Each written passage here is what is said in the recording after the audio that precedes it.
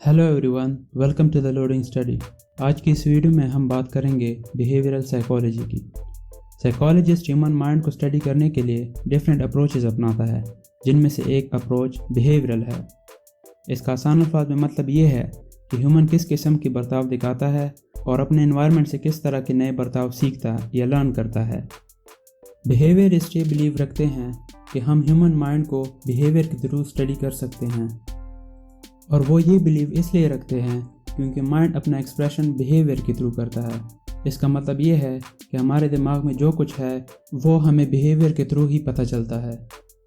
Video में आगे बढ़ने से पहले मैं आपको ये बात बताता चलूँ कि ऐसे बहुत सारे अल्फाज हैं कि जिनका मीनिंग डेली यूज़ में हम एक किस्म का लेते हैं, जबकि एकेडमिक्स में उसका मतलब बिल्कुल ही मुख्तलिफ होता है। इसलिए हम इस डेफिनीशन को ज़रा बारीकी से देखते हैं। वर्ड लर्निंग से मुराद ये है कि आप कुछ एक्सपीरियंस करें और वो आप में एक लॉन्ग टर्म चेंज, मतलब कि ज़्यादा देर रहने वाला चेंज ले आए। मिसाल आप कुछ यूँ लें कि बचपन में आप जिस तरह खाना खाते थे, अब आप उस तरह खाना नहीं खाते। आपके पेरेंट्स ने आपको एक सर्टेन तरीके से खाना खाना सिखाया, जो कि वक्त के साथ साथ एक लॉन्ग टर्म लर्निंग में तब्दील हो गया और अभी वो आपकी हैबिट बन चुकी है। याद रहे कि हमारा फोकस शॉर्ट टर्म चेंज बिल्कुल नहीं है। फॉर एग्ज़ाम्पल, मूड का तब्दील होना, इसका मतलब कि कभी खुश और कभी खफा होना। लर्निंग का एक ही सोर्स है और वो है ऑब्जर्वेशन। इसे हम उर्दू में मुशाहिदा कहते हैं। ऑब्जर्वेशन दो किस्म की होती है, एक होती है पार्टिसिपेंट ऑब्जर्वेशन और एक होती है नॉन पार्टिसिपेंट ऑब्जर्वेशन। कंसिडर करें कि एक रिसर्चर वर्कर्स पे टेम्परेचर के इफ़ेक्ट्स देखना चाहता है। इसका मतलब ये है कि टेम्परेचर बढ़ाने या घटाने से वर्कर्स के काम करने पर क्या इफ़ेक्ट पड़ता है।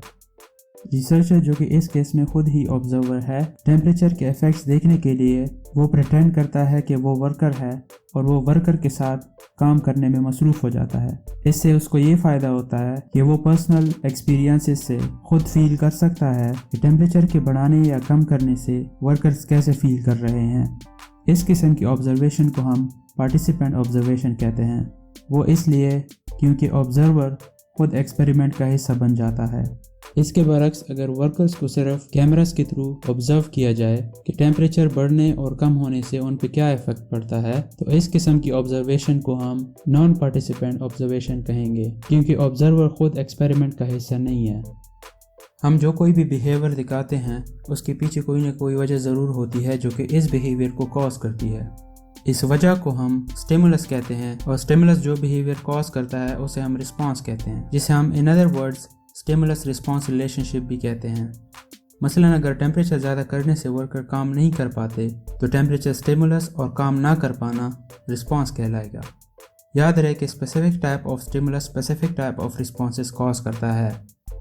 जब हम किसी स्टिमुलस रिस्पॉन्स रिलेशनशिप को छेड़ते हैं तो उसे कंडीशनिंग कहते हैं। इसकी मिसाल आपको 1890s के मशहूर एक्सपेरिमेंट से मिल जाएगी। लेट्स सी कि एक्सपेरिमेंट कब, कहाँ और क्यों हुआ था।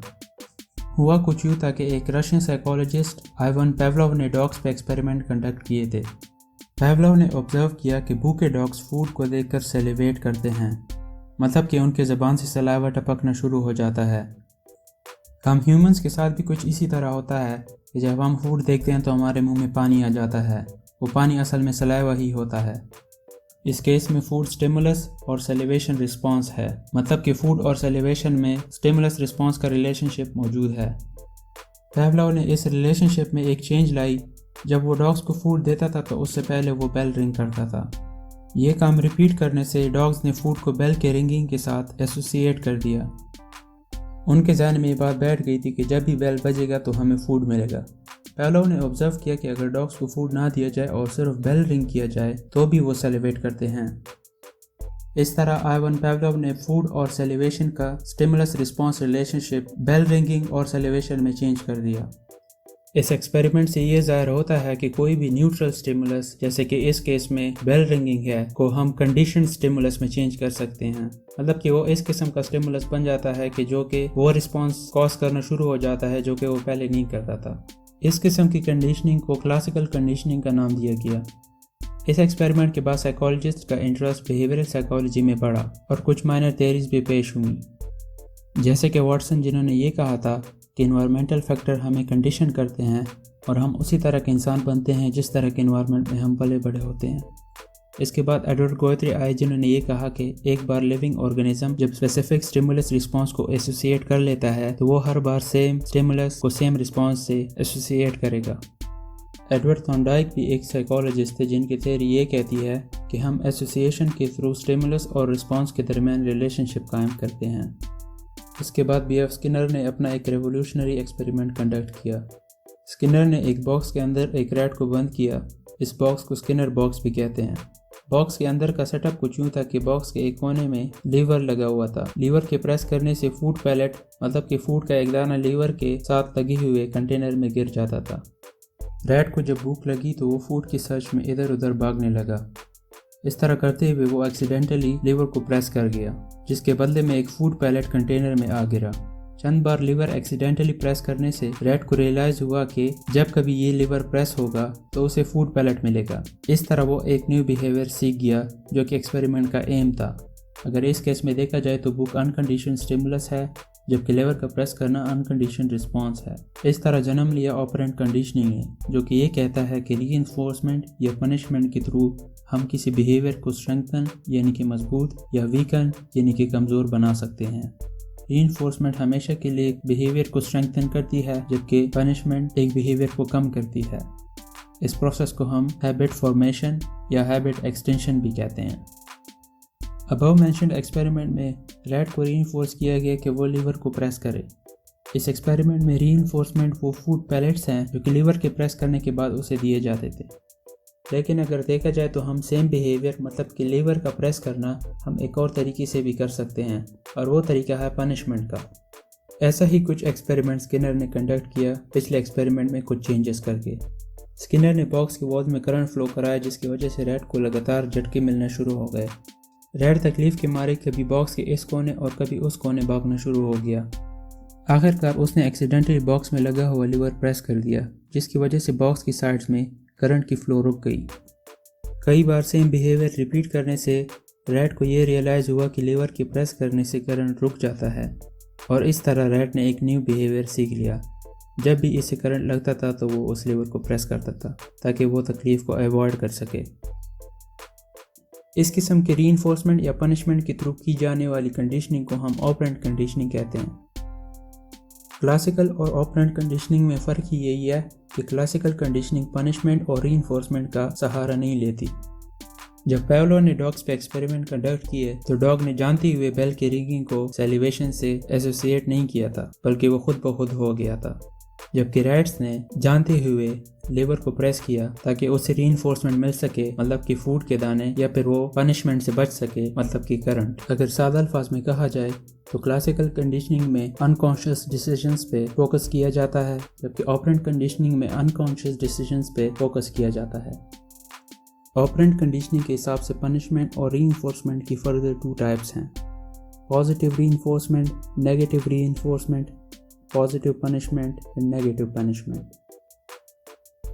پازیٹیو ری انفورسمنٹ سے مراد پلیزنٹ سٹیمولس کی ایڈیشن کرنا تاکہ بیہیویئر کو مضبوط بنایا جائے، مثال کے طور پر بچے کو چاکلیٹ دینا پڑھائی کرنے پر۔ نیگیٹو ری انفورسمنٹ سے مراد پلیزنٹ سٹیمولس کو سبٹریکٹ کرنا یا کم کرنا تاکہ بیہیویئر کو ویک بنایا جائے، مثال کے طور پر بچے کو پڑھائی نہ کرنے پر چاکلیٹ نہ دینا۔ پازیٹیو پنشمنٹ سے مراد ان پلیزنٹ سٹیمولس کی ایڈیشن کرنا، مثال کے طور پر پولیس کے ساتھ برا برتاؤ کرنے پر پرزنر سے 5 کے بجائے 8 گھنٹے کام کرانا۔ نیگیٹو پنشمنٹ سے مراد ان پلیزنٹ سٹیمولس کی سبٹریکشن کرنا، مثال کے طور پر پرزنر کا پولیس کے ساتھ اچھا برتاؤ کرنے پر 5 کے بجائے 3 یا 4 گھنٹے کام کرانا۔ بیہیویئرزم کے بعد ایک اور اسکول آف تھاٹ نے جنم لیا جس کو ہم مینٹلزم یا کوگنیٹیوزم کہتے ہیں۔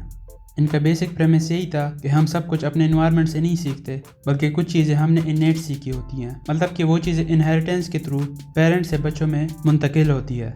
مینٹلسٹ نے بیہیویئرسٹ پہ کافی کرٹیسزم کی، جن میں سے کچھ پوائنٹس میں آپ کے ساتھ شیئر کروں گا۔ پہلا پوائنٹ وہ یہ ریز کرتے ہیں کہ اینیملز پر ہوئے ایکسپیریمنٹ سے جو ڈیٹا ہم لیتے ہیں وہ ہم ہیومنز پر اپلائی نہیں کر سکتے۔ دوسرا مسئلہ ان کے حساب سے یہ ہے کہ behaviourism totally cognitive and biological elements کو اگنور کرتا ہے جو کہ ایکچولی ہمارے بیہیویئر کو افیکٹ کرتے ہیں۔ اس کے علاوہ اس میں ایک کمی یہ ہے کہ یہ صرف میجریبل اور آبزرویبل فیکٹس پہ ڈیپینڈ کرتے ہیں۔ بیہیویئرزم فری ول اور انٹرنل انفلوئنسز کو جیسے کہ موڈ، خیالات اور احساسات کو ایکسپلین نہیں کرتی، اور بیہیویئرزم کے بیس پر ہم کسی ایک انسان کو کسی دوسرے انسان سے ڈیفرینشیٹ نہیں کر سکتے، وہ اس لیے کہ ہم ایک ہیومن کو دوسرے ہیومن سے پرسنالٹی ٹریٹس کے بیس پر ڈیفرینشیٹ کرتے ہیں، اور پرسنالٹی ٹریٹس میں بیہیویئر کے علاوہ ایموشنز، فیلنگز اور تھاٹس کا بھی رول ہوتا ہے۔